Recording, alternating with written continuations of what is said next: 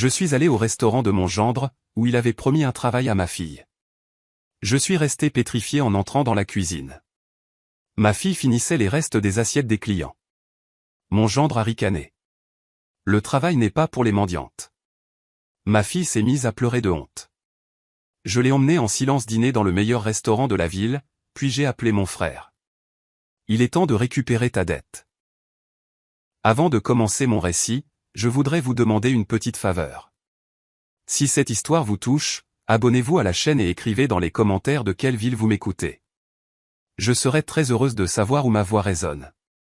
Et maintenant, installez-vous confortablement. Bonne écoute. Ce soir-là, le vent était mauvais, il transperçait jusqu'aux os, mais je ne sentais presque pas le froid. Dans la poche de mon manteau se trouvait une petite boîte en velours. À l'intérieur, une fine broche en or, héritée de ma grand-mère. C'était un cadeau pour ma Lilia. Aujourd'hui, c'était son jour. Enfin.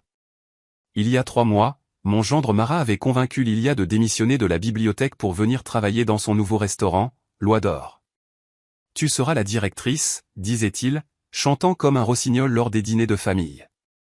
Tu seras le visage de l'établissement, Lilechka, marraine de la salle. Je ne le croyais pas à l'époque, et je ne le croyais pas maintenant. Mais Lilia, elle voulait tellement être utile, elle voulait tellement qu'il la regarde avec respect. Et voilà qu'hier, elle m'a appelé, sa voix tremblante d'excitation. Maman, viens demain. Je prends enfin mes fonctions. Je me suis arrêté devant l'entrée. L'enseigne, l'Oie d'Or, clignotait d'un néon bon marché. Une lettre était déjà grillée, et on pouvait lire « L'Oie d'Or ». Des basses d'une musique pop vulgaire s'échappaient des lourdes portes, me donnant instantanément mal à la tête. Ce n'était pas un endroit pour manger. C'était un endroit pour s'oublier et devenir sourd. J'ai poussé la porte. Une odeur qui aurait fait grimacer n'importe quel chef qui se respecte m'a frappé le nez, un mélange d'huile surchauffée, de parfum bon marché et de quelque chose de doucement putride, comme si les fruits du bar avaient commencé à fermenter. C'est complet. M'a lancé une jeune fille à l'entrée, sans même lever les yeux de son téléphone. Elle portait une robe fuchsia beaucoup trop courte et mâchait du chewing-gum de manière rythmée. Je viens voir Lilia Panina, ai-je dit calmement. Ma voix, habituée à commander dans les cuisines des meilleurs restaurants de la ville à l'époque soviétique, sonnait ferme malgré mon âge. C'est votre directrice. La jeune fille a pouffé de rire, daignant enfin me regarder.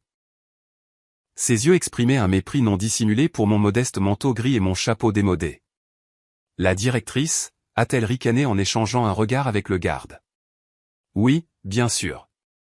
Cherchez votre directrice là où est sa place. Ses portes, au fond du couloir. Elle a pointé un doigt manucuré vers l'entrée de service. Mon cœur a raté un battement. Quelque chose n'allait pas. Mon intuition, affinée par des décennies de travail, celle qui vous fait sentir dans votre dos qu'une sauce est sur le point de tourner, hurlait en moi. Je suis passé devant l'hôtesse sans lui accorder de réponse.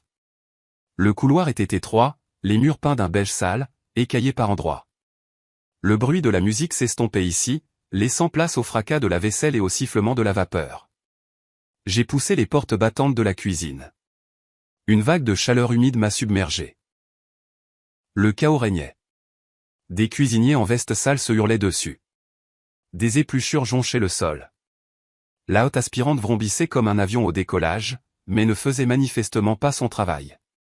Ce n'était pas une cuisine, c'était une porcherie. Je me suis figé, regardant autour de moi. Où est mon bureau? Où est Lilia en tailleur strict, vérifiant les comptes? Mon regard a glissé vers le coin le plus éloigné et le plus sombre de la pièce, vers la plonge. Là, au milieu de montagnes de vaisselle sale, de nuages de vapeur et d'éclaboussures d'eau grasse, se tenait une silhouette. Elle portait un tablier graisseux qui avait dû être blanc un jour, mais qui était maintenant gris de saleté incrustée. Ses cheveux, toujours si bien coiffés, pendaient en mèches collantes. C'était Lilia. Mais le plus effrayant n'était pas où elle se trouvait, mais ce qu'elle faisait. Elle ne me voyait pas. Elle était penchée sur une assiette qui venait d'être rapportée de la salle. Dans l'assiette, il restait une demi-portion de risotto aux champignons, froid, gluant, touché par une fourchette étrangère. Ma fille, ma fière et intelligente Lilia, ramassait ces restes avec une cuillère et les portait à sa bouche, à la hâte, comme si elle craignait qu'on les lui enlève. Ses épaules tremblaient. Elle avalait, presque sans mâcher, s'étouffant de larmes et d'humiliation. Le monde a vacillé autour de moi. Ma poitrine est devenue si froide, comme si on y avait versé de l'azote liquide. Je ne pouvais plus respirer. L'image devant mes yeux s'est brouillée, mais je me suis forcé à me concentrer. L'odeur de ce risotto, du riz bon marché masqué par un arôme synthétique de truffe, m'a frappé le nez, me donnant la nausée. C'est bon, a retenti une voix forte et aboyante. Les portes de la cuisine se sont de nouveau ouvertes et Mara est entrée. Il était dans son élément, un costume noir chair qui tombait mal sur lui, le bouton supérieur de sa chemise déboutonné, les cheveux brillants de gel. Il traversait la cuisine comme le maître du monde, sans remarquer la saleté sous ses pieds. Les cuisiniers se sont tus, certains ont commencé à ricaner méchamment. Mara s'est approchée de la plonge où Lilia s'était figée. Elle a laissé tomber sa cuillère. Le bruit du métal sur le carrelage a résonné comme un coup de feu. Elle s'est recroquevillée, essayant de se faire plus petite, de disparaître, de se fondre dans le mur. Mara ne m'a même pas remarqué. Il ne regardait que sa femme, et ses yeux pétillaient d'un plaisir sadique. Elle avait faim, a-t-il annoncé à voix haute, s'adressant à ses cuisiniers comme s'il était sur scène. Mais ici, à l'Oie d'Or, on gagne son pain. Et comme elle a confondu les commandes à midi et a causé des pertes. Il a fait une pause théâtrale. Elle mange ce que les clients laissent. Le travail n'est pas pour les mendiantes, tout comme la nourriture fraîche. Qu'elle me remercie de la garder ici par pitié. Lilia a sangloté, se couvrant le visage avec ses coudes. Ce son, le son d'une personne brisée, a percé le bruit de la ventilation. J'ai senti quelque chose se briser en moi. Ce n'était pas de la fureur. La fureur, c'est chaud. C'est un cri, un scandale. Ce que je ressentais, c'était un calme absolument glacial. C'était l'état dans lequel on prend le couteau le plus aiguisé pour faire une seule coupe précise. J'ai fait un pas en avant. Mes talons ont claqué sur le sol mouillé. Mara s'est retournée brusquement.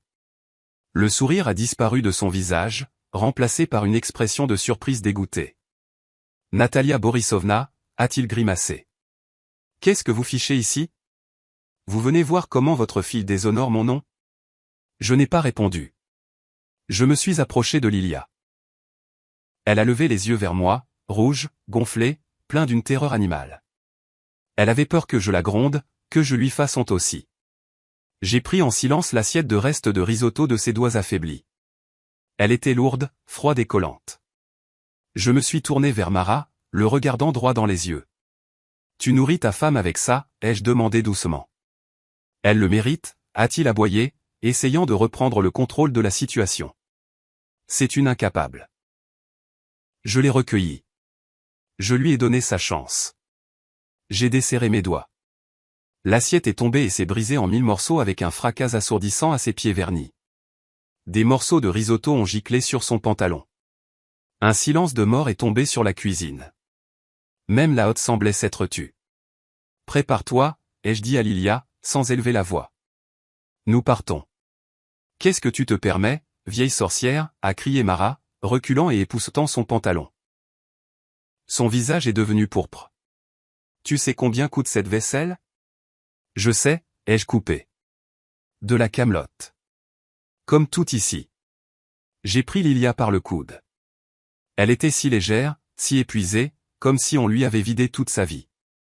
Je l'ai tirée vers la sortie. Si vous sortez par cette porte, nous a crié Mara dans le dos, sa voix partant dans les aigus, vous pouvez ne pas revenir. Vous êtes toutes les deux virées de ma vie. Vous entendez? Dégagez. Vous n'aurez pas un centime. Je ne me suis pas retourné. J'ai juste poussé les portes battantes devant moi, sortant ma fille de cet enfer. Nous sommes sortis dans la rue. L'air froid nous a frappé le visage, mais il semblait maintenant salvateur, pur. Lilia tremblait de tout son corps, se serrant contre moi et gémissant doucement. Je l'ai entourée de mes bras, sentant ses omoplates saillir sous le tissu fin de sa veste. C'est fini, ma fille. C'est fini, lui ai-je chuchoté. Mais mes pensées étaient déjà loin. J'ai sorti mon téléphone de ma poche. Mes doigts ont composé d'eux-mêmes un numéro que j'avais effacé de mon répertoire il y a 20 ans, mais qui était gravé dans ma mémoire pour toujours. Les sonneries ont duré longtemps. 1, 2, 3. Je regardais l'enseigne clignotante de Louis-d'Or, et je sentais une vieille force oubliée monter en moi. Une force à laquelle j'avais renoncé pour une vie tranquille. À l'autre bout du fil, on a décroché. J'écoute. La voix était rauque, méfiante. Mon frère, Valentin. J'ai pris une grande inspiration. C'est moi, Valia. La pause n'a duré qu'une seconde, mais elle pesait une tonne. Il n'a pas demandé comment j'allais. Il n'a pas demandé si j'étais en bonne santé. Sa voix trahissait une peur mêlée à la soumission qu'il ne montrait que devant moi.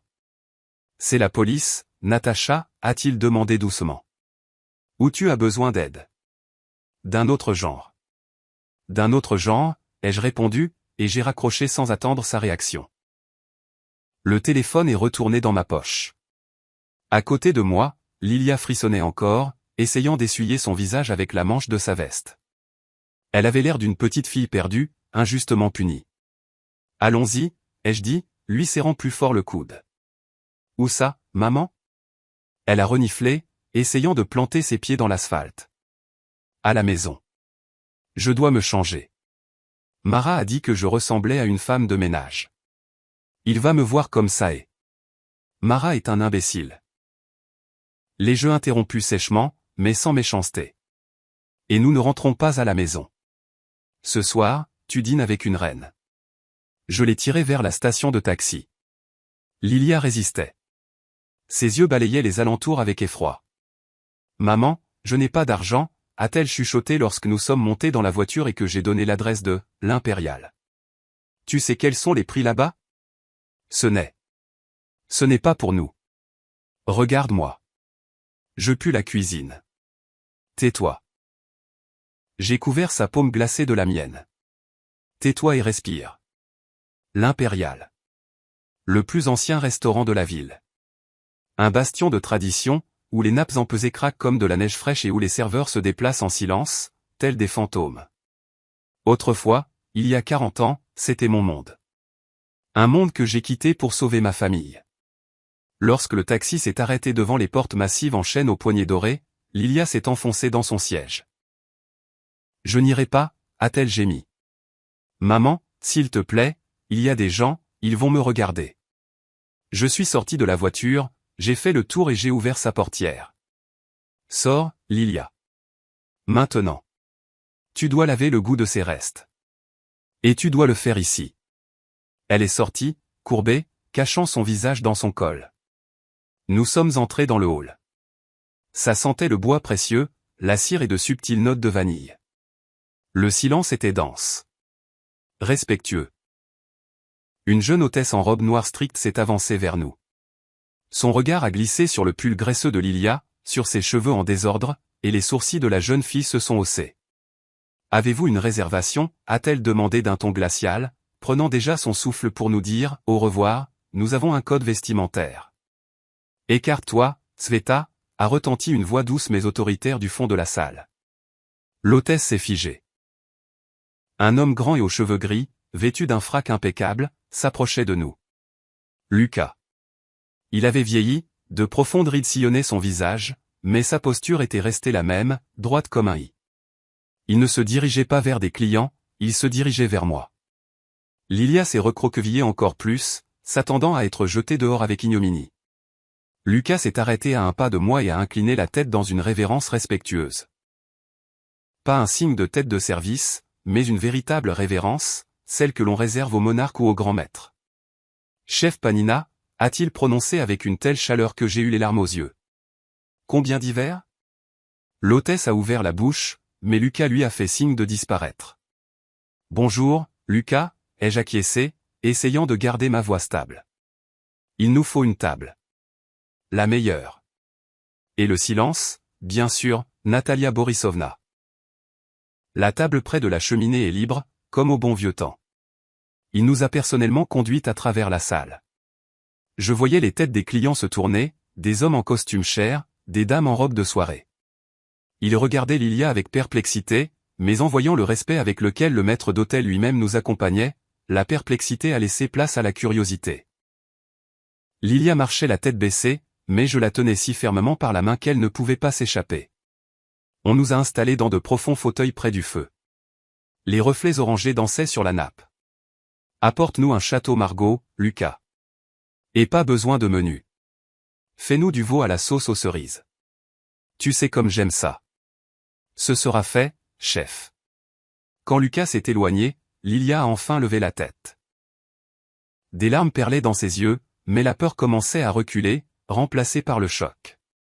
Maman, a-t-elle chuchoté. Pourquoi t'a-t-il appelé comme ça? Chef Panina. Tu étais juste cuisinière dans une cantine. J'ai été beaucoup de choses, ma fille, ai-je répondu en dépliant ma serviette. Bois de l'eau et redresse le dos. Tu es la fille de Natalia Panina. Personne ici n'osera te regarder de travers. On nous a apporté le vin. J'ai forcé Lilia à boire un verre entier.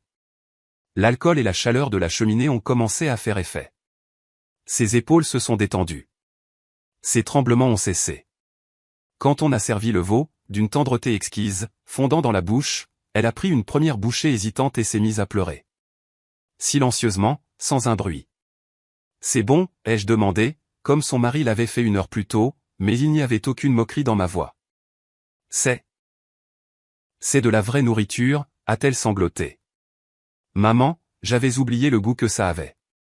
Mange. Tu as besoin de force. Pendant qu'elle mangeait, j'observais la salle. J'attendais, et j'ai eu ce que j'attendais. Une silhouette familière est apparue à l'entrée. Lilechka, reste assise une minute, ai-je dit en me levant. Je vais me repoudrer le nez. Je suis sorti dans le foyer, où se trouvaient des canapés moelleux pour l'attente.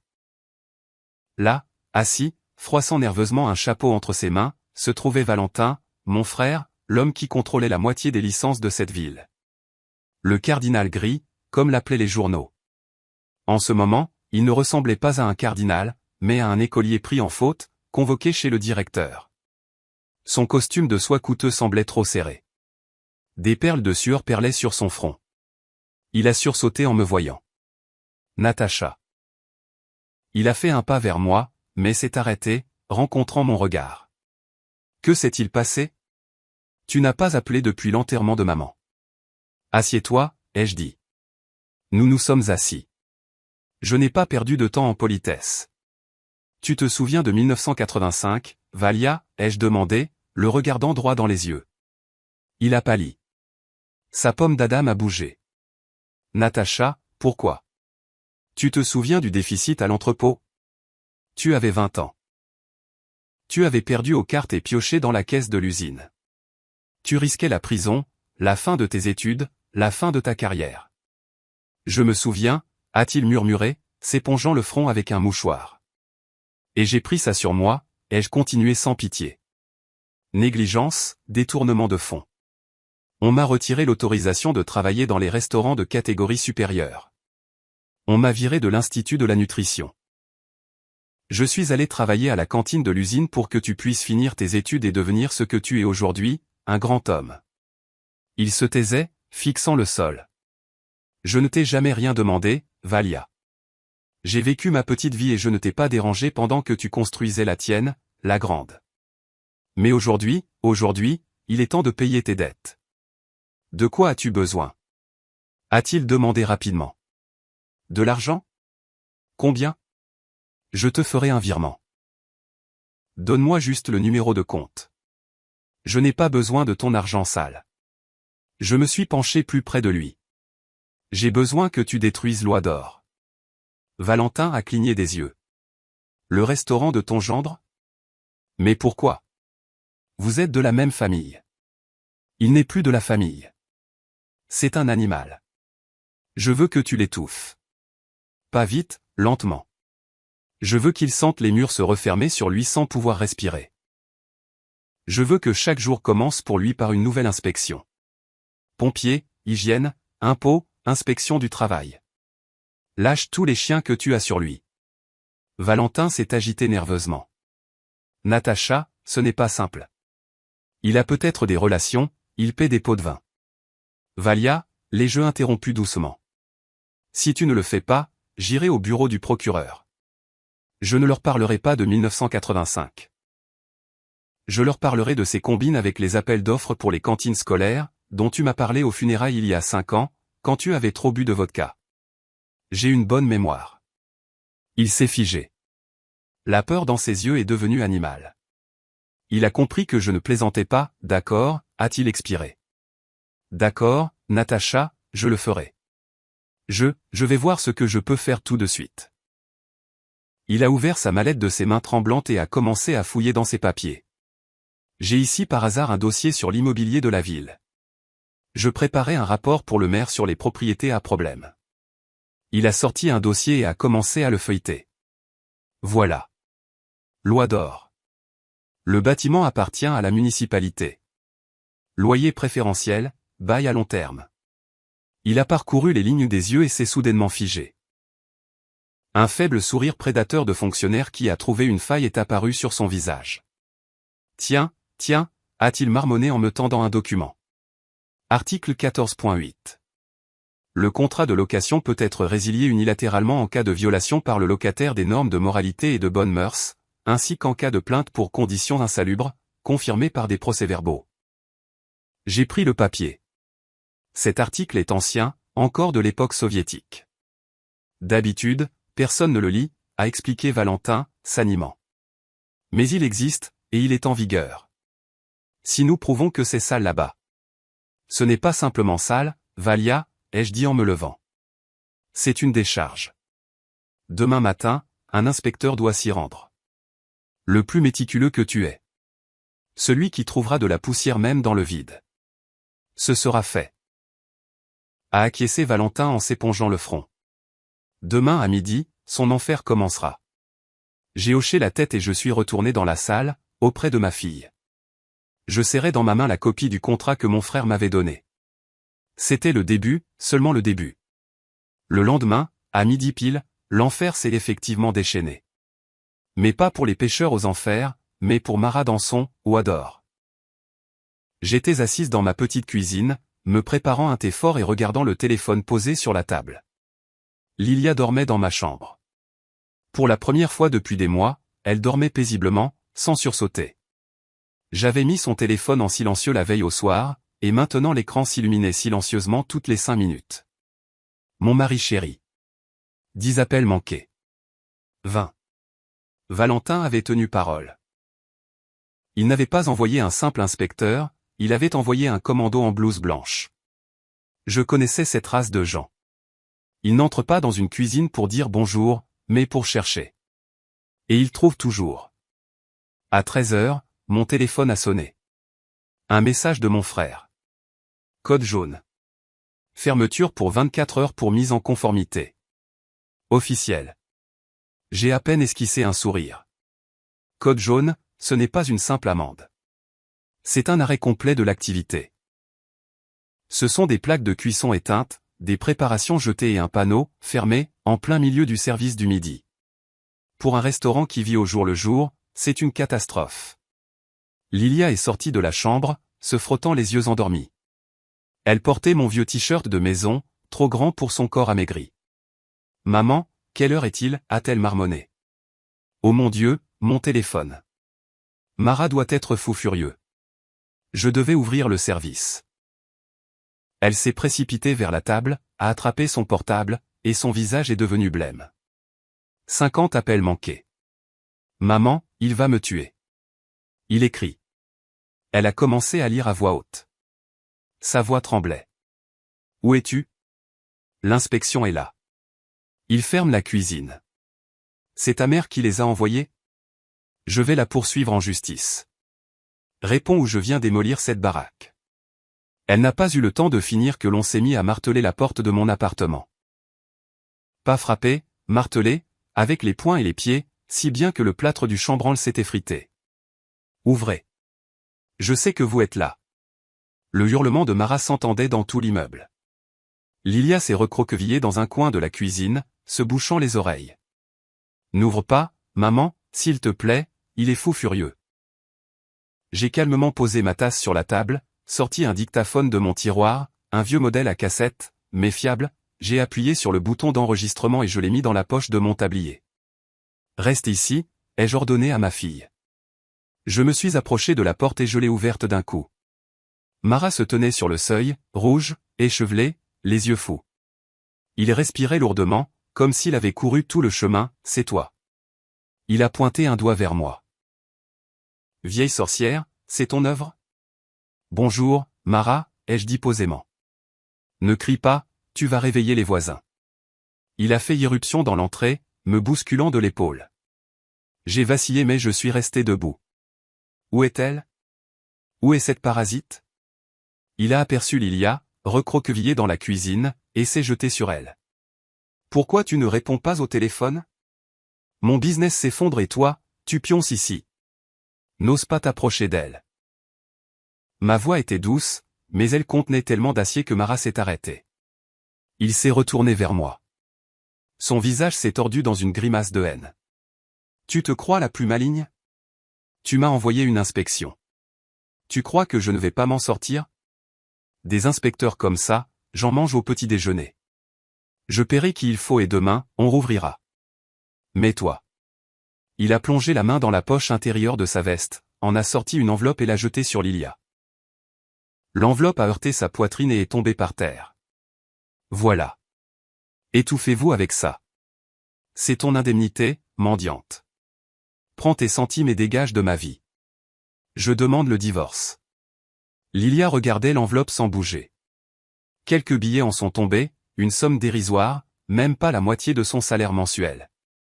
Tu traites ta femme de mendiante, ai-je demandé en faisant un pas vers lui. Une femme qui a travaillé pour toi gratuitement, qui a investi toutes ses économies dans ton restaurant. Mara a éclaté de rire.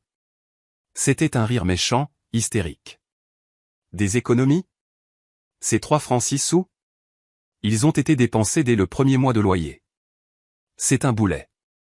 Il a pointé du doigt Lilia. Je ne la supportais que parce qu'elle était pratique. De la main-d'œuvre gratuite. Mais maintenant, c'est fini. Assez. Je n'ai pas besoin de partenaires comme ça. J'ai maintenant un vrai partenaire. Une femme avec de la classe, avec de l'argent, pas cette souris grise. Je me suis figé. Mon cœur a raté un battement, mais mon visage est resté impassible. Le voilà. Il avait vendu la mèche. Un partenaire?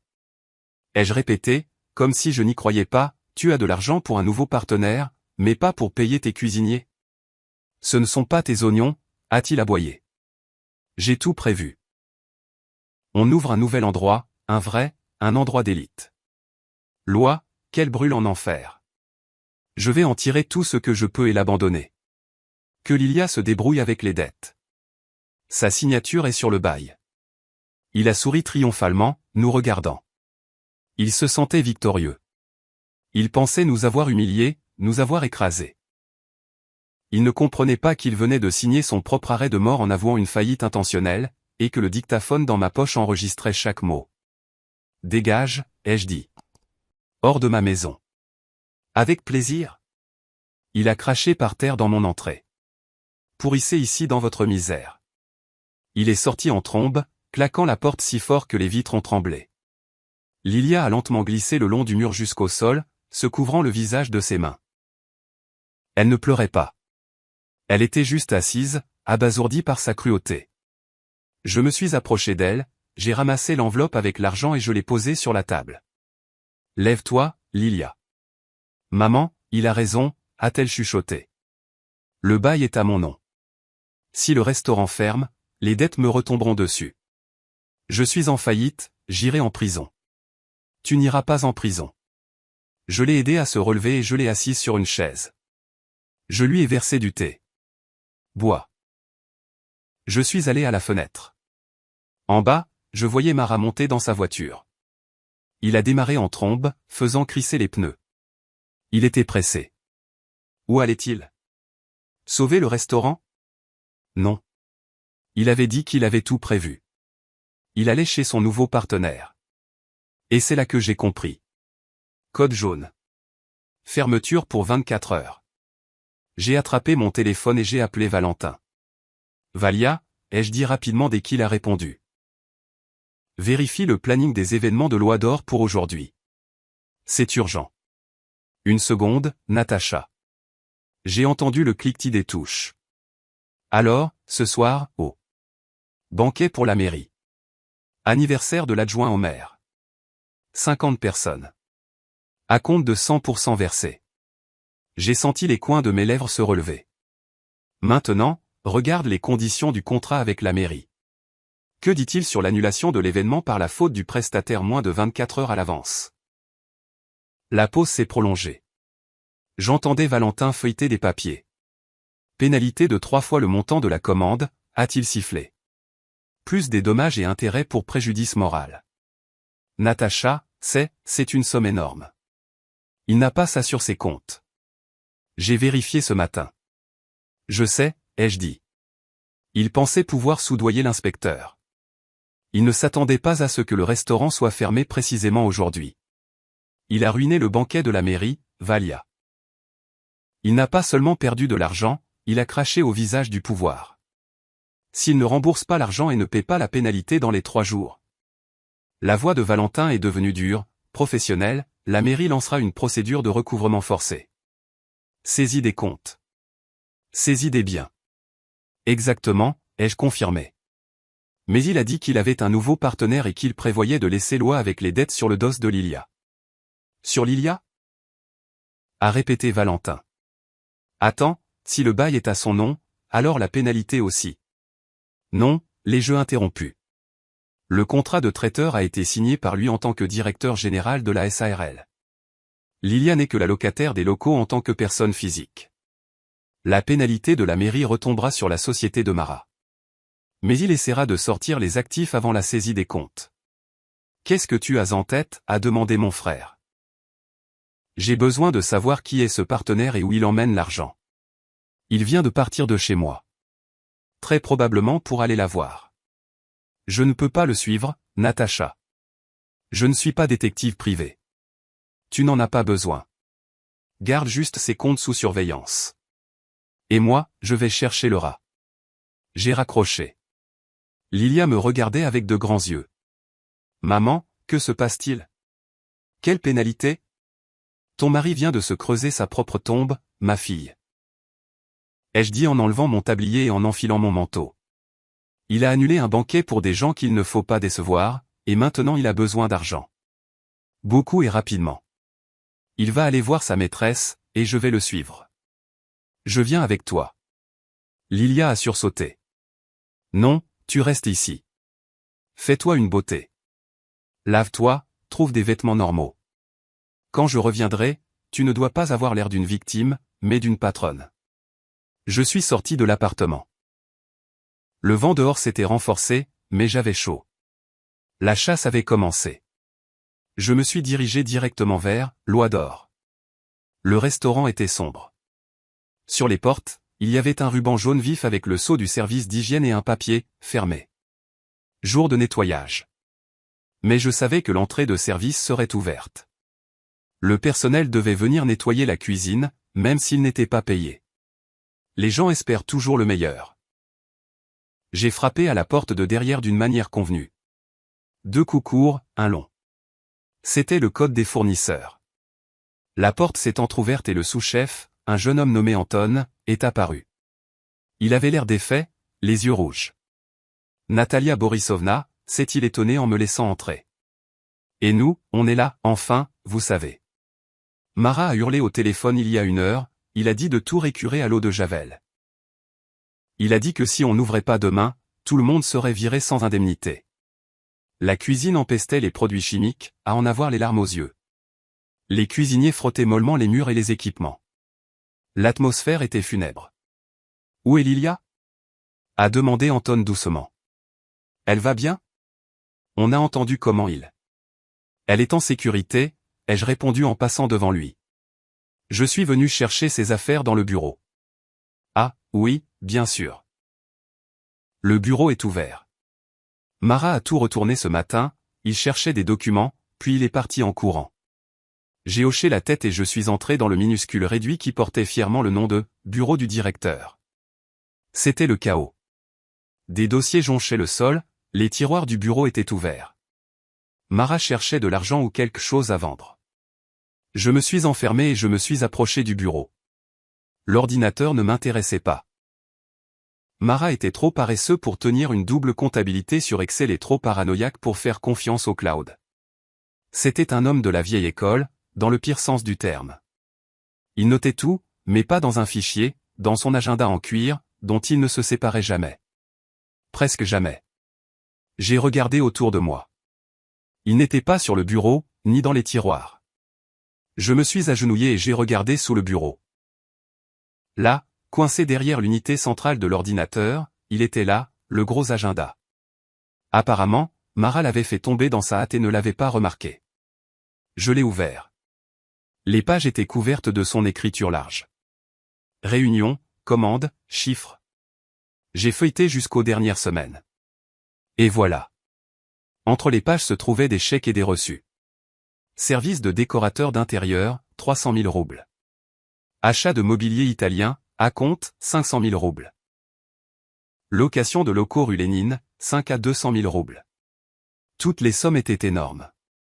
Et elles étaient toutes datées des jours où il disait à Lilia qu'il n'y avait même pas d'argent pour acheter des produits. Le bénéficiaire était toujours une certaine, Taya, ou, EILEB2VA TV. J'ai sorti un des reçus. Il y avait une adresse, rue Lénine, maison 5. C'est le centre-ville, un quartier chic. Le loyer y coûte un bras. J'ai caché l'agenda et les chèques dans mon sac. Anton. Ai-je crié en sortant du bureau. Si Mara demande, je n'ai rien pris. Je cherchais juste la tasse de Lilia. Compris, Natalia Borisovna. Muet comme une tombe. 20 minutes plus tard, j'étais dans la rue Lénine. La maison numéro 5 était un ancien hôtel particulier avec d'immenses vitrines au rez-de-chaussée. Auparavant, il y avait une boutique de fourrure. Maintenant, les vitrines étaient recouvertes de papier, mais à un endroit, le papier s'était décollé. Au-dessus de l'entrée, il y avait une nouvelle enseigne élégante, recouverte d'un film plastique. Mais le vent en soulevait le bord, et j'ai pu lire « Le signe de platine ». Je me suis approché de la fenêtre où il y avait une fente. La lumière était allumée à l'intérieur. La salle était presque prête. Canapé en cuir blanc, lustre en cristal, bar en onyx. Un luxe ostentatoire. Au centre de la salle se tenait Mara. Il riait. À côté de lui se trouvait une femme, grande, élancée, dans une robe moulante couleur sable. Taya. Elle tenait une coupe de champagne. Mara la tenait par la taille d'une main, et de l'autre, il montrait les lustres, se vantant manifestement. J'ai sorti mon téléphone et j'ai pris plusieurs photos à travers la vitre.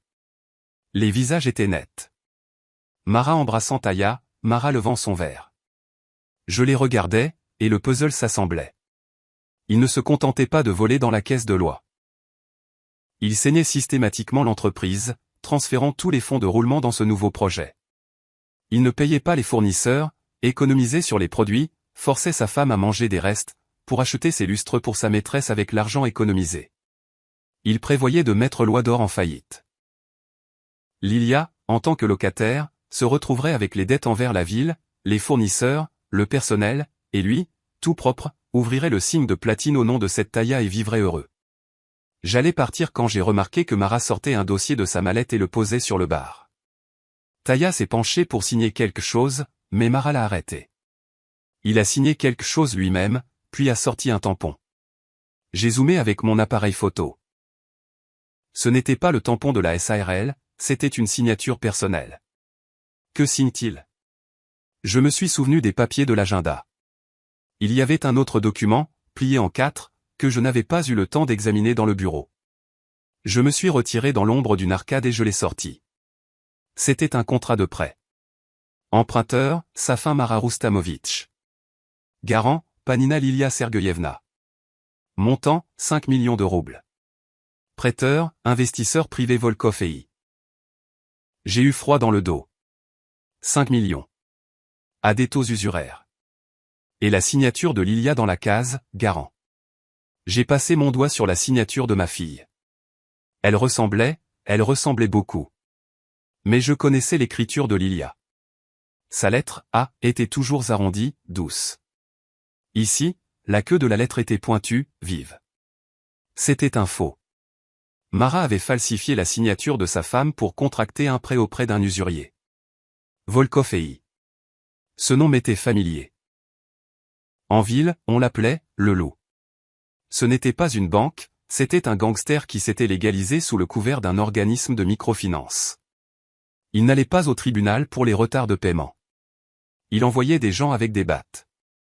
Si Mara ne remboursait pas l'argent et il ne le rembourserait pas, parce que loi est fermée et le signe pas encore ouvert, Volkov viendrait voir le garant. Lilia. Mes mains se sont mises à trembler, mais je les ai immédiatement serrées en poing. La peur a laissé place à une détermination glaciale. La situation était pire que je ne le pensais. Il ne s'agissait pas seulement d'argent ou de faillite. Il s'agissait de la vie de ma fille. J'ai de nouveau regardé les fenêtres du signe de platine. Mara et Taya tourbillonnaient dans une danse lente sans musique. Ils célébraient. Ils pensaient avoir gagné la vie. J'ai rangé le contrat dans mon sac. Danse, Mara, ai-je chuchoté dans l'obscurité. Danse tant que tes jambes sont intactes.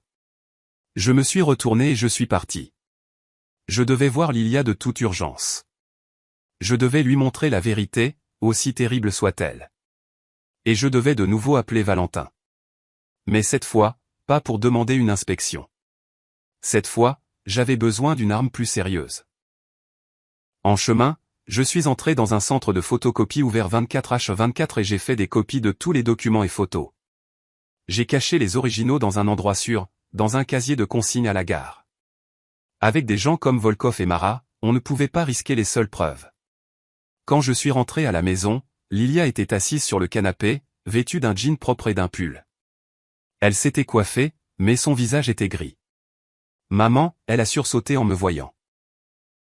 Où étais-tu? As-tu appris quelque chose? Je suis entré en silence dans la pièce, je me suis assise à table et j'ai étalé devant elle tout ce que j'avais trouvé, les photos de Mara avec Taya, les reçus pour les meubles et, enfin, le contrat de prêt avec la fausse signature.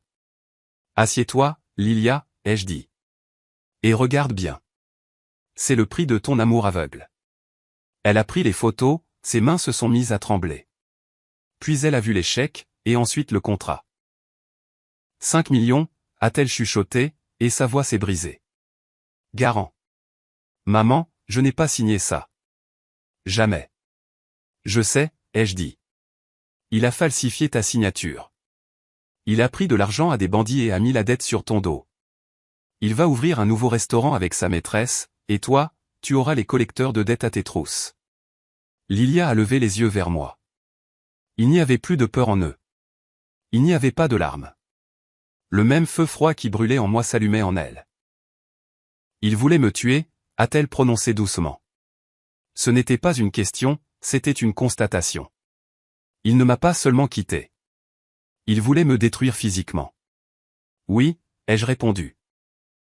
Lilia a lentement posé le contrat sur la table. Elle s'est redressée. Son visage s'est durci, ses traits se sont aiguisés. À cet instant, elle me ressemblait. Que allons-nous faire, maman, a-t-elle demandé fermement. J'ai posé ma main sur le téléphone. Nous allons le laisser croire qu'il a gagné. Nous allons le laisser ouvrir son signe. Et ensuite, nous lui tirerons le tapis sous les pieds. J'ai composé le numéro de Valentin. Valia, ai-je dit quand il a répondu. Le plan change. Nous devons racheter la dette. Quelle dette? Je ne comprends pas, ma sœur. La dette de Mara envers Volkov. 5 millions. Trouve l'argent.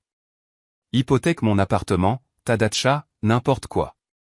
Mais demain matin, ce billet à ordre doit être en notre possession. Tu es folle? Pourquoi aurions-nous besoin de ces dettes? Parce qu'il y a une clause dans le contrat, ai-je dit, me souvenant des petits caractères en bas de la page.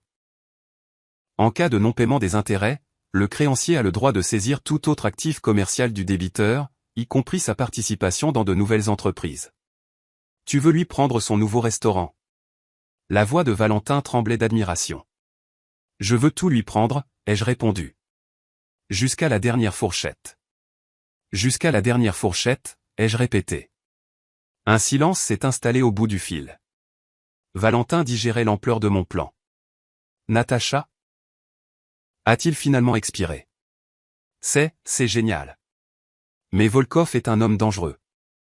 S'il apprend que c'est toi ou moi qui sommes derrière le rachat. Il ne le saura pas, ai-je coupé. Utilise une société écran, celle que tu as utilisée pour les appels d'offres de paysagisme il y a 3 ans. Vecteur M, je crois qu'elle existe toujours. Elle existe, a ricané mon frère. Comment te souviens-tu de tels détails? Je me souviens de tout, Valia. Agis. Demain matin, le billet à ordre doit être chez moi. J'ai raccroché et j'ai regardé Lilia. Elle se tenait toujours près de la table, regardant les photos de son mari avec une autre femme. Mais maintenant, elle ne détournait pas le regard. Elle étudiait l'ennemi. Maman, a-t-elle dit d'une voix étonnamment calme. Je dois aller à Loi d'Or. Pourquoi? Les documents de location originaux sont dans le coffre-fort. Si Mara décide de s'enfuir, il pourrait essayer de les détruire pour tout me mettre sur le dos définitivement. Je dois les récupérer. J'ai hoché la tête. La petite fille grandissait sous mes yeux. Allons-y, nous sommes arrivés au restaurant la nuit tombée. Les rues étaient désertes, seul le vent faisait voler des bouts de journaux sur le trottoir. Le ruban jaune sur les portes avait déjà été arraché, probablement par un passant, mais le panneau, fermé, était toujours en place. Lilia a ouvert l'entrée de service avec sa clé. À l'intérieur, c'était calme et sombre, ça sentait l'air confiné et l'eau de javel. Nous sommes allés au bureau. Le coffre-fort était encastré dans le mur, derrière une vieille affiche de la carte des vins. Lilia a composé le code. La porte a cliqué et s'est ouverte. Vide. Il les a pris, a expiré Lilia, passant la main sur l'étagère métallique vide. Il a pris le contrat de location. Ne panique pas. J'ai allumé la lampe de poche de mon téléphone et j'ai éclairé l'intérieur du coffre-fort. Regarde plus profondément. Tout au fond, coincé dans une fente, se trouvait une feuille de papier pliée. Apparemment, lorsque Mara avait vidé le contenu à la hâte, cette feuille s'était accrochée et était restée. Lilia l'a sortie et l'a dépliée. C'est une notification de la mairie. A-t-elle lu, concernant la résiliation du contrat de location des locaux en raison de la violation de la clause sur la moralité. Datée d'aujourd'hui. Elle a levé les yeux vers moi. Maman, la ville reprend les locaux. Tout de suite. Je lui ai pris le papier. En raison de la découverte de l'utilisation des locaux pour des activités liées à des prêts illégaux, de l'existence d'obligations de dette envers des personnes ayant un passé criminel. Ai-je lu à voix haute? Valentin avait travaillé plus vite que je ne le pensais. Il n'avait pas seulement envoyé les services d'hygiène. Il avait utilisé les informations sur Volkov que je lui avais données pour annuler le bail immédiatement. Qu'est-ce que ça veut dire, a demandé Lilia. Ça veut dire que demain matin, les huissiers viendront ici pour saisir les biens, ai-je expliqué. L'équipement, les meubles, la vaisselle, tout sera vendu aux enchères pour couvrir les dettes envers la ville. À ce moment, le téléphone de Lilia a sonné. Un message de Mara. Elle l'a ouvert et a souri amèrement. Regarde. À l'écran, il y avait une photo. Mara avec un verre de whisky, affalée dans un fauteuil. Légende, j'ai entendu la nouvelle. La ville reprend ta décharge pour dette. Félicitations, tu es maintenant officiellement une clocharde. Moi, je m'en lave les mains. Bonne chance avec les huissiers, ma chère. Il était heureux. Il pensait s'être débarrassé d'un fardeau. Il pensait que la perte des locaux de Loi d'Or était le problème de Lilia, pas le sien. Il était sûr que son nouveau projet, le signe de platine, enregistré au nom d'une nouvelle société, était en sécurité. Idiot, ai-je dit doucement. Quel idiot narcissique. Maman, et si Volkov apprend que Loi est fermée, a demandé Lilia. Il viendra me réclamer l'argent. Dès demain. Il ne viendra pas, ai-je répondu. Parce que demain matin, ce ne sera pas nous qui rembourserons la dette à Volkov. Nous allons la racheter. Le lendemain matin, j'étais assise dans le bureau d'un notaire. Valentin avait envoyé son homme, un avocat nommé Sergueï, un homme discret à lunettes qui parlait peu et faisait tout rapidement. Sur la table se trouvait un contrat de cession de créances. En face était assis le représentant de Volkov, une brute en veste de cuir qui se sentait manifestement mal à l'aise dans le bureau stérile. L'argent a été transféré, a dit Sergueï en regardant son ordinateur portable. Confirmez-vous la réception? La brute a regardé son téléphone, a grogné et a hoché la tête. Je confirme. Les 5 millions sont arrivés. Les documents sont à vous. Il a jeté un dossier sur la table contenant l'original du contrat de prêt et le billet à ordre. Passez le bonjour à Mara Rustamovitch, a-t-il ricané. Dites-lui que Volkov n'oublie pas les dettes, mais il les vend cher. Quand il est parti, j'ai pris le dossier entre mes mains. Il était lourd, comme rempli de plomb. Il contenait le destin de ma fille et le destin de Mara. J'ai ouvert le contrat et j'ai trouvé la clause dont j'avais parlé à mon frère. Article 7.4. Garantie des obligations. En cas de retard de paiement ou de menace d'insolvabilité de l'emprunteur, le créancier a le droit de se retourner contre tout autre actif de l'emprunteur, y compris les parts dans le capital social d'autres personnes morales, les biens meubles et immeubles, quelle que soit la date de leur acquisition. L'avocat Sergueï a ajusté ses lunettes. Natalia Borisovna, comprenez-vous ce que cela signifie? À partir de la signature de ce contrat de cession, vous devenez l'unique créancière de M. Sa fin. Comme il a déjà manqué le premier paiement prévu. J'ai le droit d'exiger le remboursement intégral de la somme immédiatement, ai-je terminé pour lui? Exactement. Et comme il n'a pas d'argent? Je prends sa part dans le signe de platine, ai-je dit.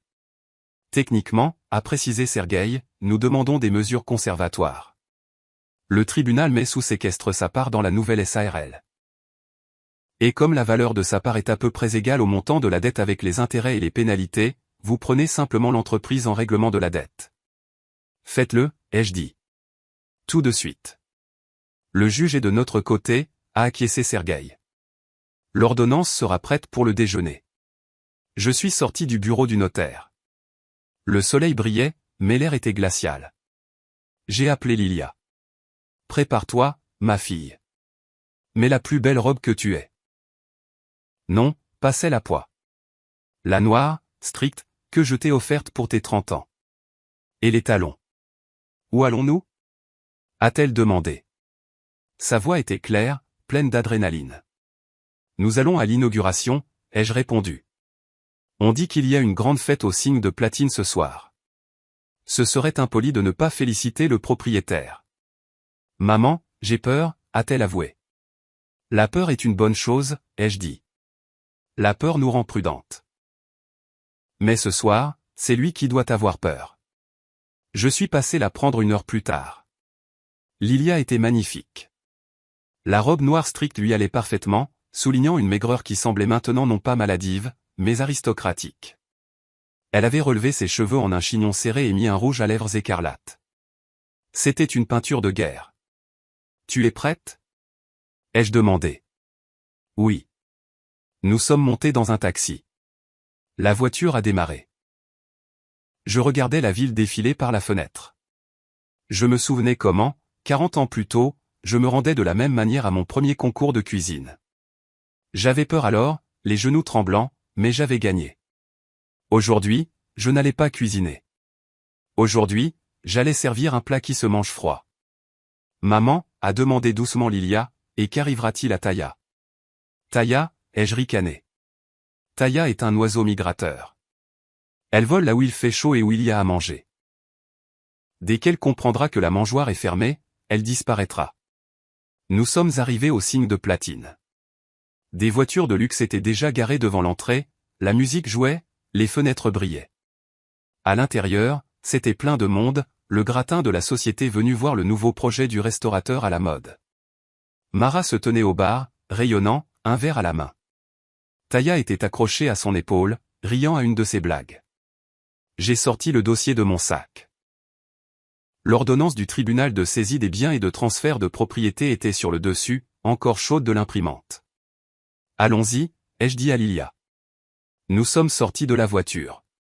Le garde à l'entrée a essayé de nous arrêter. Vos invitations? Je ne l'ai même pas regardé. Je suis passé devant lui comme s'il n'existait pas. Mon assurance était si palpable qu'il a été déconcerté et a reculé. Lilia me suivait, le bruit de ses talons claquant sur le sol. Nous avons poussé les lourdes portes en verre et sommes entrés dans la salle. La musique était forte, les gens riaient, les verres tintaient. Personne n'a fait attention à nous.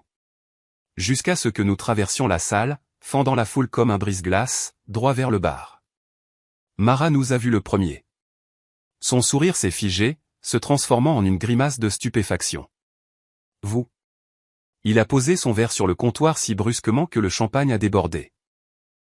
Qu'est-ce que vous faites ici? Sécurité, jetez-les dehors. La musique s'est tue. Les invités se sont retournés. Taya a cessé de rire et a retroussé le nez avec mépris. Mara, c'est ton ex, a-t-elle traîné. Pouah, quel manque de tact. Venir sans invitation. Vous vous trompez, ai-je dit à voix haute. Et ma voix a résonné dans la salle, couvrant les chuchotements des invités. Nous ne sommes pas des invités. Nous sommes les propriétaires. J'ai posé le dossier sur le bar, devant Mara. Quoi? Il a ri, mais son rire était nerveux. Tu délires, vieille folle. C'est mon restaurant. Le tien? Lis. J'ai pointé du doigt le document. La clause de garantie croisée. Tu n'as pas payé tes factures, Mara. Et maintenant, ta dette m'appartient. Et avec elle, tout ce que tu as. Il a saisi les papiers, a parcouru le texte des yeux. Son visage est devenu gris. Ses mains se sont mises à trembler. C'est un faux. A-t-il crié. Ce n'est pas possible. Volkov. Volkov n'a pas pu te vendre la dette. Volkov aime l'argent plus que toi, ai-je répondu. Et j'ai payé en espèces. Deux hommes en uniforme d'huissier de justice sont apparus à l'entrée. Ils se dirigeaient vers nous. Mara a regardé autour de lui, pris au piège. Taya, a-t-il crié en saisissant le bras de sa maîtresse. Dis-leur, c'est une erreur. C'est mon business. Taya a arraché son bras.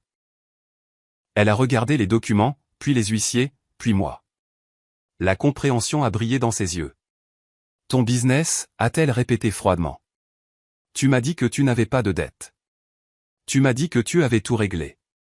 J'ai tout réglé. C'est leur faute. Il nous a pointé du doigt, Lilia et moi.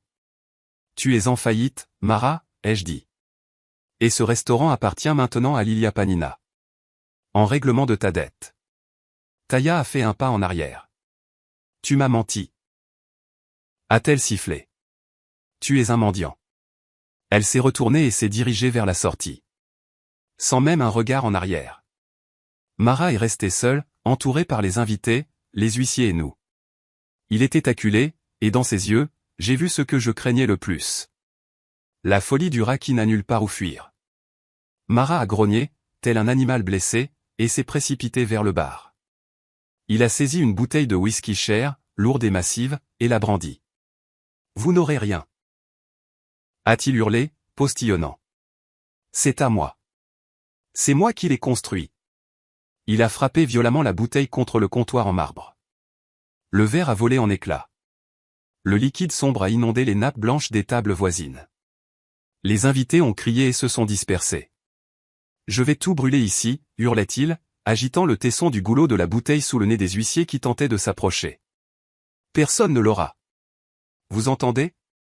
Il était effrayant. Ses yeux sortaient de leurs orbites, sa cravate était de travers, son visage couvert de taches rouges. Il a donné un coup de pied dans une chaise, la renversant, puis a saisi un vase de fleurs et l'a jeté contre le miroir derrière le bar. Le miroir s'est fissuré et est tombé en morceaux avec un grand fracas. Mara, arrête, ai-je crié, faisant un pas en avant et protégeant Lilia. Tais-toi, a-t-il crié. Tout ça, c'est de ta faute. Tu lui as empoisonné l'esprit. Elle était normale avant que tu ne t'en mêles. Obéissante. Il a tourné son regard fou vers Lilia. Et toi? Il l'a pointé avec le verre brisé. Tu crois que tu peux gérer ça? Toi? Tu n'es rien. Un moins que rien. Sans moi, tu crèveras sous un pont. C'est moi qui t'ai créé. C'est moi qui t'ai habillé, qui t'ai donné un nom. Lilia se tenait là, immobile. Elle ne se cachait pas derrière moi. Elle le regardait avec une sorte de curiosité étrange, presque scientifique, comme si elle voyait devant elle non pas son mari, mais un insecte déplaisant. Je faisais tout pour nous, a-t-il soudain changé de ton pour un ton plaintif, voyant que les menaces ne fonctionnaient pas, Lilechka, ma chérie, dis-leur. J'ai essayé. Je voulais qu'on soit riche. Oui, j'ai fait une erreur. Oui, j'ai pris un crédit, mais c'est le business. Le risque. Tu es ma femme, tu dois me soutenir. On est une équipe. C'était pathétique. C'était répugnant. Une seconde plus tôt, il était prêt à nous tuer, et maintenant il essayait de jouer sur la pitié. Lilia est lentement sortie de derrière mon dos. Elle s'est approchée de lui, presque jusqu'à le toucher, ignorant l'éclat de verre dans sa main. Une équipe ? A-t-elle répété doucement. Le silence s'est fait dans la salle. Tout le monde attendait le dénouement. Oui, une famille, a hoché la tête Mara, sentant l'espoir renaître. On va tout arranger. On va virer cette vieille sorcière, on va vendre ce restaurant, on va rembourser les dettes et on recommencera à zéro. Ensemble. Je t'aime, Lilia. Lilia l'a regardé une seconde de plus, puis sa main s'est levée. Le son de la gifle a été si fort qu'on aurait dit qu'une corde avait lâché. La tête de Mara a basculé sur le côté. Une trace rouge a immédiatement commencé à apparaître sur sa joue. Je t'ai vu nourrir ton chien avec des steaks pendant que je mangeais du riz sorti de la poubelle, a-t-elle prononcé. Sa voix était calme, glaciale. Chaque mot tombait comme une pierre. Je t'ai vu acheter des manteaux de fourrure à cette pute pendant que je portais des collants reprisés. N'ose pas me parler de famille. Mara est restée figée, la bouche ouverte. Il ne s'attendait pas à ça. Il était habitué à ce que Lilia pleure, demande pardon, supplie. Mais devant lui se tenait une autre femme. Toi. A-t-il croassé, levant de nouveau le tesson. La colère est revenue en vague. Espèce de garce. Il a levé le bras. Les huissiers étaient trop loin. Je me suis élancé vers ma fille, mais je n'aurai pas le temps. Pose ce verre, mon fils, a retenti une voix calme et autoritaire. De la cuisine, ouvrant les portes, est sorti Lucas. Il n'était pas en frac, mais en veste de cuisinier d'un blanc immaculé. Je lui avais demandé de venir en avance pour évaluer l'état de la cuisine du cygne. Mara s'est figée, regardant le vieil homme. « T'es qui, toi » a-t-il aboyé. Lucas a lentement essuyé ses mains avec un torchon. Derrière lui sont apparus deux solides sous-chefs de l'impériale, qu'il avait emmenés avec lui. Un vrai chef crée, a prononcé Lucas avec mépris, regardant le bar saccagé. Les rats, eux, ne font que gâcher la nourriture. Tu n'es pas un restaurateur, mon garçon, tu es un vandale. Dégage, a hurlé Mara en se jetant sur le vieil homme. C'était sa dernière erreur. L'un des huissiers, profitant du moment où Mara était distrait, lui a sauté dessus par derrière. Un coup de matraque derrière les genoux, et Mara s'est effondrée, lâchant le tesson. Le deuxième huissier lui a immédiatement tordu les bras dans le dos. « Lâchez-moi. Vous n'avez pas le droit. Je vais porter plainte, criait-il, se tortillant par terre comme un ver. À ce moment, d'autres personnes sont entrées dans le restaurant. Ce n'étaient pas des invités, c'étaient des policiers. En tête marchait un enquêteur avec un dossier à la main. Je l'ai reconnu. C'était l'homme de Valentin.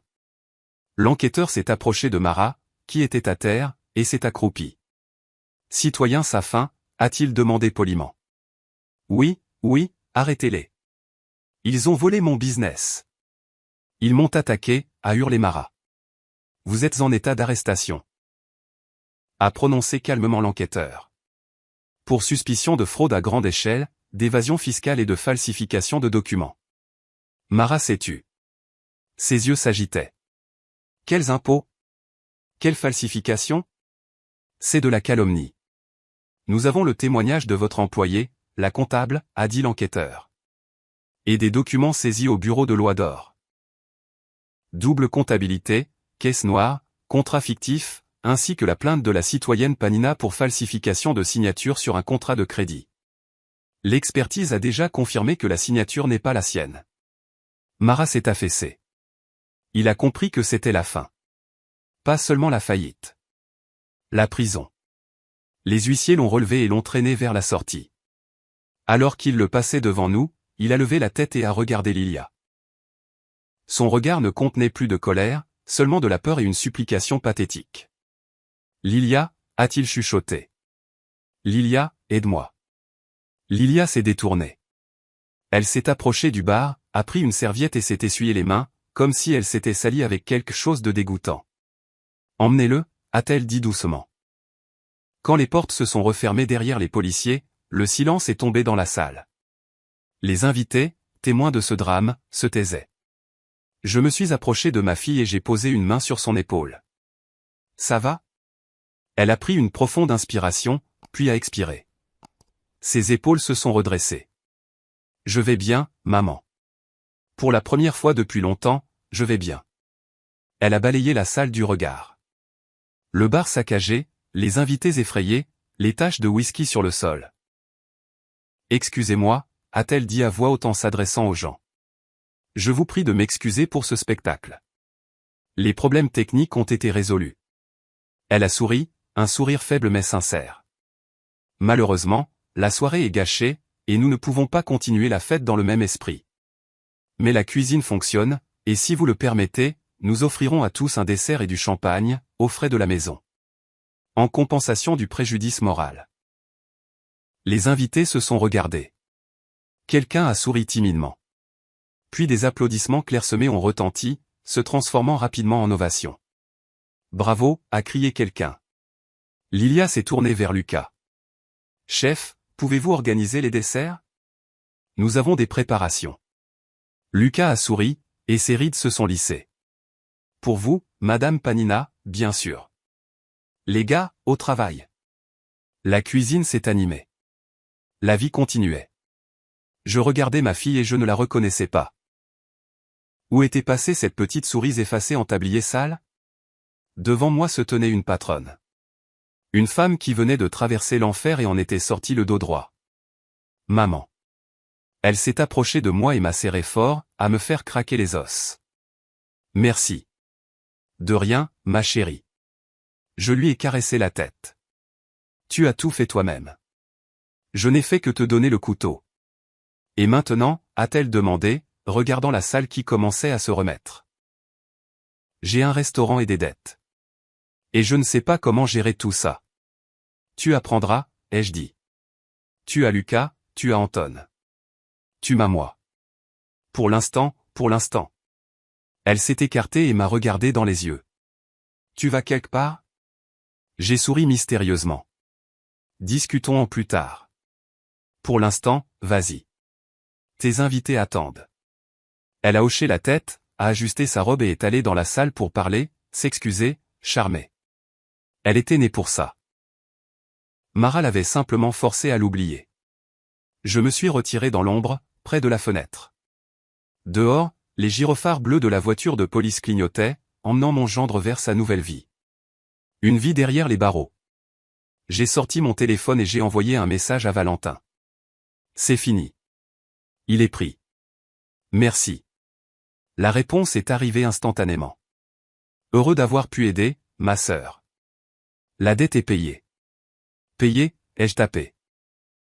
J'ai rangé mon téléphone et j'ai regardé mon reflet dans la vitre sombre. Une femme fatiguée en manteau gris, mais avec le feu dans les yeux. J'avais fait ce que je devais faire. J'avais sauvé mon enfant. Mais l'histoire n'était pas encore terminée. Il restait un détail. La touche finale, que je devais faire pour moi-même.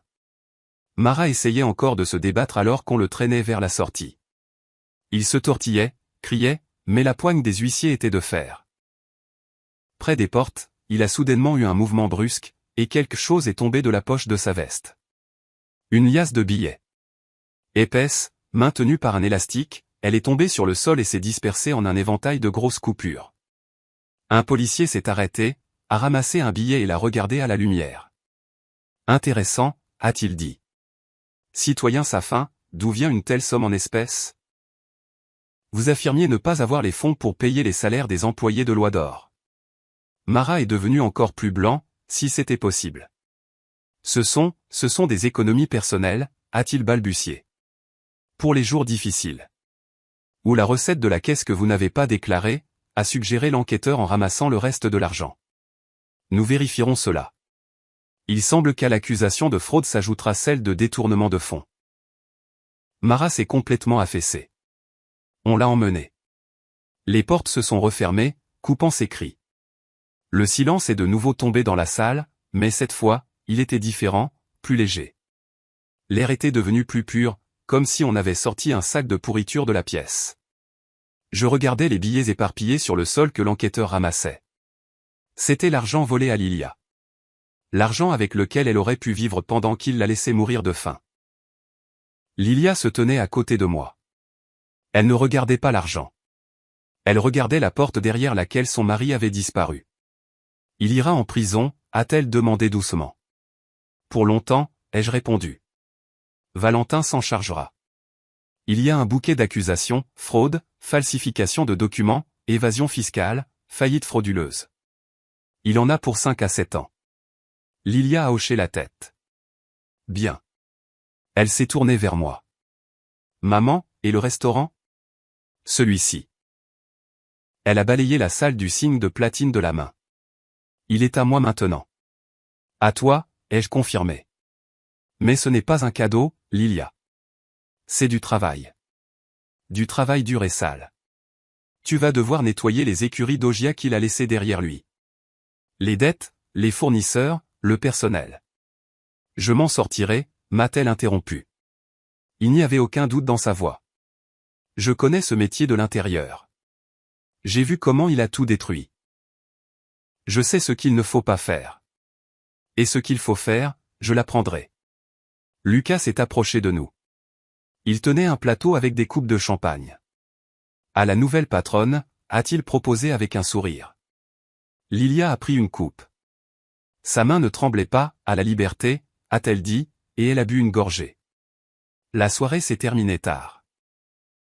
Les invités, rassurés par le champagne et les desserts de Lucas, sont partis en discutant du scandale qui deviendrait le principal sujet de conversation de la ville pour le mois à venir. C'était la meilleure publicité que l'on pouvait imaginer. Tout le monde voudrait venir à l'endroit où une femme a repris l'entreprise à son mari tyran. Nous sommes restés à 3, moi, Lilia et Lucas. Le personnel nettoyait les éclats de verre et lavait le sol. Natalia Borisovna. Lucas s'est approché de moi, s'essuyant les mains avec un torchon. J'ai regardé la cuisine. L'équipement est excellent, mais le menu? Le menu ne vaut rien. Que du tapas à accent grave-l'œil et aucune âme. C'est maintenant le souci de Lilia, ai-je dit, en faisant un signe de tête vers ma fille, qui était assise à l'une des tables restantes et examinait les documents laissés par l'enquêteur. Et vous, a demandé Lucas, plissant les yeux malicieusement. Vous ne restez pas pour aider. J'ai secoué la tête. Non, Lucas, mon temps en cuisine est révolu. J'ai fait ce que je devais faire. J'ai déblayé le terrain. Maintenant, c'est à elle de construire. Je me suis approché de Lilia. Elle a levé la tête de ses papiers. Maman, c'est un tel désordre dans les comptes, a-t-elle commencé, mais j'ai posé ma main sur la feuille. Tu t'en sortiras. Je crois en toi. Tu pars, a-t-elle demandé. Je suis fatiguée, Lilia. Je dois rentrer à la maison. Elle s'est levée et m'a serré dans ses bras. Merci, maman, pour tout. Je te rembourserai l'argent. Celui que tu as dépensé pour racheter la dette. Tu me rembourseras, ai-je acquiescé. Quand tu en auras gagné. Pour l'instant, sois simplement heureuse. Et jamais, tu entends, ne laisse plus jamais personne s'essuyer les pieds sur toi. Jamais, a-t-elle promis. Je suis sorti du restaurant. La nuit était froide, étoilée. La ville dormait, ignorant les passions qui s'étaient déchaînées entre ses murs. J'ai sorti mon téléphone et j'ai composé un autre numéro. Pas celui de Valentin. Allô, a répondu une voix d'homme avec un léger accent. C'est Natalia, ai-je dit. Votre proposition est-elle toujours valable? Il y a eu une pause à l'autre bout du fil, puis un rire joyeux a retenti. Natalia, ma chère, vous vous êtes enfin décidée? Oui, Marco, je me suis décidé. Quand puis-je vous attendre? Bientôt. Je dois juste faire mes valises. La Toscane vous attend, Natalia. Mon hôtel vous attend. Votre cuisine vous attend. J'ai souri. Pour la première fois depuis de nombreuses années, j'ai souri, non par politesse, non par sarcasme, mais vraiment, du fond du cœur. J'arrive, Marco. J'ai raccroché. Je n'avais pas dit toute la vérité à Lilia. Je ne rentrais pas simplement à la maison pour dormir. Je quittais cette vie. La vie d'une retraitée qui vit pour ses enfants et ses petits-enfants. La vie où mes limites étaient les bortsch dans une petite cuisine et les séries télévisées le soir. Ce soir-là, à l'Impérial, lorsque je suis sorti, me repoudrer le nez, je n'ai pas seulement rencontré Valentin. Dans le hall, j'ai croisé Marco, un Italien, propriétaire d'un petit hôtel de charme en Toscane. Nous nous étions connus 40 ans plus tôt, lorsqu'il était venu en Union soviétique pour un échange d'expériences, et que j'étais une jeune sous-chef. Il m'avait alors demandé de l'accompagner. J'avais refusé pour ma famille, pour mon frère, pour ma mère. Mais ce soir-là, il m'a reconnu, et il m'a de nouveau invité. Natalia, j'ai tout, des vignobles, des oliveraies, des clients. Mais je n'ai pas de chef qui comprend l'âme des produits comme toi. Viens, juste pour cuisiner, juste pour vivre. J'avais alors dit que j'y réfléchirais. Mais je connaissais déjà la réponse. J'ai regardé les fenêtres du cygne de platine. La lumière était allumée. Lilia commençait une nouvelle vie. Et moi aussi. J'ai marché dans la rue nocturne. Mes pas résonnaient, fermes et assurés. Dans ma poche se trouvait un billet aller simple. Un billet pour l'Italie. Un billet pour mon rêve, que j'avais mis de côté pendant la moitié de ma vie, mais que j'avais enfin décidé de récupérer. 6 mois ont passé. J'étais assise à une table dans un coin, essayant d'être discrète, bien que ce ne soit pas simple. Le restaurant bourdonnait comme une ruche. Mais ce n'était pas le bourdonnement chaotique et sale de l'oie d'or.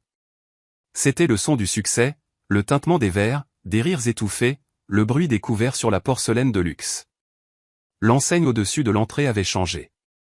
Maintenant, en lettres d'or sur fond noir, on pouvait lire « La matriarche ». Un nom que Lilia avait choisi elle-même, sans mon conseil. Je regardais ma fille. Elle se tenait au centre de la salle, donnant des ordres au serveur. Elle portait un tailleur pantalon strict de couleur sable. Ses cheveux étaient coiffés en un chignon élégant. Elle riait en saluant les habitués. Et dans ce rire, il n'y avait aucune note de peur. Elle avait maigri, mais c'était la minceur saine d'une femme qui travaille beaucoup et aime ce qu'elle fait. Votre thé, madame. Un serveur est apparu devant moi, un jeune homme à la posture impeccable. Merci, ai-je acquiescé. En face de moi, une chaise a été tirée. Valentin s'est assis en soupirant lourdement. Lui aussi avait changé en 6 mois. Il avait encore plus de cheveux gris, mais il avait l'air plus calme. Apparemment, l'absence de la peur constante d'être démasqué lui avait fait du bien. Alors, comment va-t-elle, a-t-il demandé en faisant un signe de tête vers Lilia. Elle s'en sort. Ai-je répondu en buvant une gorgée de thé. Le menu a été entièrement renouvelé. Lucas a aidé à mettre en place la cuisine, mais les idées sont d'elle. Tu vois ce plat sur la table voisine? Magret de canard aux figues. C'est sa recette. Elle s'est souvenue que je le préparais quand elle était enfant et l'a modernisé. Valentin a grogné. Je n'aurais jamais cru. Je l'ai toujours considérée comme douce. Elle est douce, Valia, comme l'eau. Et l'eau, comme on le sait, use la pierre. Mon frère est resté silencieux, examinant la nappe. Mara a pris 6 ans, a-t-il dit doucement. Régime général. L'avocat a fait appel, mais tu comprends, avec les preuves que nous avons rassemblées, il n'avait aucune chance. Bien, ai-je simplement dit. Qu'il reste en prison. Ça lui fera du bien de réfléchir à sa vie. Et Taya, a-t-il demandé. Taya est partie à Moscou une semaine après le procès. Elle s'est trouvée un vieux Richard. Celle-là ne coule jamais. Valentin m'a regardé attentivement. La dette est payée, Natacha. J'ai posé ma tasse sur la soucoupe. Le tintement de la porcelaine a sonné comme un point final. Payé, Valia, entièrement. Tu m'as aidé à sauver ma fille. J'ai oublié 1985. Nous sommes quittes. J'ai sorti un trousseau de clés de mon sac, je l'ai posé sur la table et je l'ai poussé vers mon frère. Qu'est-ce que c'est? Il a froncé les sourcils. Les clés de mon appartement. Valentin s'est figé. Ses yeux se sont écarquillés. Pourquoi tu déménages chez Lilia? Non. Je me suis penché et j'ai ramassé une petite valise qui se trouvait à mes pieds. Donne-les à Lilia, si elle a besoin d'un logement, ou vends-le et donne-lui l'argent. Je n'en ai plus besoin. Natacha, de quoi parles-tu? La voix de mon frère a tremblé. Où vas-tu? J'ai souri. En Toscane, Valia. Il m'a regardé comme si j'étais folle. En Toscane? En Italie? Mais tu as 64 ans. Où vas-tu aller? De quoi vas-tu vivre? Je vais travailler, ai-je répondu calmement. Marco m'attend. Je serai chef dans son hôtel. Je ferai des pâtes, je boirai du vin et je regarderai les couchers de soleil sur les vignobles. Je vais vivre, Valia, la vie que j'ai mise en pause il y a 40 ans pour te sortir de prison. Valentin se taisait. Il me regardait comme s'il me voyait pour la première fois. Dans ses yeux, il n'y avait pas seulement de la surprise, mais aussi de l'envie. L'envie d'un homme qui a passé toute sa vie à construire sa carrière, à accumuler du pouvoir, mais qui n'est jamais devenu libre. Tu es sérieuse, a-t-il chuchoté. Absolument. L'avion est dans 3 heures. Lilia s'est approchée de notre table. Elle a vu la valise, elle a vu les clés sur la table. Le sourire a disparu de son visage. Maman. Elle m'a regardé, puis Valentin. Que se passe-t-il? Je me suis levé, j'ai enfilé mon manteau. Je pars, Lilia. Où? À la Dacha? En Italie. Pour de bon. Elle s'est figée. La panique a brillé dans ses yeux, cette même panique enfantine de quand sa mère part au travail. Mais comment, et moi, et le restaurant? Maman, je ne m'en sortirai pas sans toi. Je lui ai pris les mains. Ses paumes étaient chaudes et fortes. Tu t'en es déjà sorti, ai-je dit fermement. Regarde autour de toi. Tout ça, c'est toi. Tu n'as pas besoin d'une nounou. Tu n'as pas besoin de moi pour te tenir la main. Tu es la patronne de la matriarche, et je suis juste une mère qui veut vivre un peu pour elle-même. Des larmes ont brillé dans ses yeux, mais elle n'a pas pleuré. Elle a compris. Tu reviendras? A-t-elle demandé doucement. Je t'enverrai des recettes, ai-je souri. Et j'attendrai ta visite. Viens quand tu seras fatigué du succès. Je te préparerai un vrai risotto. Je l'ai embrassé sur le front, j'ai serré la main de mon frère stupéfait et j'ai pris ma valise. Adieu. Je me suis dirigé vers la sortie sans me retourner. J'entendais derrière moi le bruit du restaurant, le tintement de la vaisselle, les voix des gens. C'était la musique de la vie qui continuait, mais maintenant, j'y jouais ma propre mélodie. Les portes se sont ouvertes devant moi, laissant entrer l'air frais de l'automne. J'ai pris une profonde inspiration. Ça sentait la pluie et les feuilles mortes, mais j'imaginais déjà l'odeur du basilic et de la pierre chauffée par le soleil. Je suis libre. Mes amis, voici la fin de l'histoire de Natalia Panina. Une femme forte, n'est-ce pas? Non seulement elle a sauvé sa fille des griffes d'un tyran, mais elle a aussi trouvé le courage, à 64 ans, de commencer une nouvelle vie. Et vous, pensez-vous qu'elle a eu raison de partir? N'a-t-elle pas abandonné sa fille au moment le plus crucial, alors qu'elle avait encore besoin de soutien? Ou Lilia devait-elle vraiment parcourir ce chemin seule pour devenir définitivement adulte? Après tout, l'hyperprotection est parfois aussi néfaste que l'indifférence. Écrivez dans les commentaires ce que vous pensez de la décision de Natalia et comment vous auriez agi à sa place. Auriez-vous pardonné à votre frère d'avoir profité de son sacrifice pendant tant d'années? Si vous avez aimé cette histoire, s'il vous plaît, mettez un j'aime. Cela aide beaucoup notre chaîne à grandir et à créer de nouveaux récits pour vous. N'oubliez pas de vous abonner pour ne pas manquer les prochains épisodes. Nous avons encore beaucoup d'histoires de destin, de trahison et d'amour en réserve. Nous vous souhaitons le meilleur. À la fin de cette vidéo, une fenêtre apparaîtra au centre de l'écran.